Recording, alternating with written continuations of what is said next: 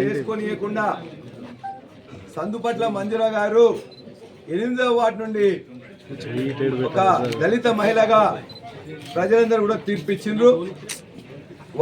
వారిని ఏ విధంగా ఇబ్బంది పెట్టాలని చూసినా వారి ఎన్నికల్లో ఇక్కడ మద్దతు ఇవ్వాలని చెప్పేసి బీఆర్ఎస్ పార్టీ అభ్యర్థికి మద్దతు ఇవ్వాలని వారి నిర్ణయం తీసుకుంటే ప్రతిరోజు కూడా వారి ఇంటికి పోయి వారి పిల్లల్ని ఎత్తుకుపోయే విధంగా ఇబ్బంది పెట్టే విధంగా ప్రయత్నం చేసిండ్రు.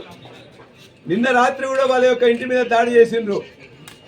ఈ యొక్క కుల దురహంకారి అయిన ఇద్దరు వ్యక్తులు చెంచారపు కరుణాకర్ రెడ్డి, అదేవిధంగా ఒక ఆకు రౌడీ మారపోయిన పాండు, ఇద్దరు కూడా వారు ఓటు వేస్తుంటే ఓటు వేయకుండా మొత్తం వారి యొక్క చేయిని గుంజి ఒకరు భుజం మీద చేయి పెట్టిండ్రు, ఇంకొకరు చేయి పెట్టి గుంజిండ్రు.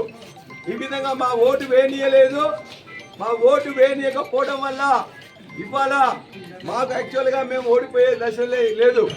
కాబట్టి మా ఓటు వేయనీయకుండా మా యొక్క అక్క సందుపట్ల మంజుల గారి మీద జరిగిన దాడిని తీవ్రంగా ఖండిస్తున్నాం. ఆ విధంగా దాడి చేసిన వాళ్ళను ప్రజా ప్రాతినిధ్య చట్టం కింద వారి సభ్యత్వాలు రద్దు చేయాలి. SC ST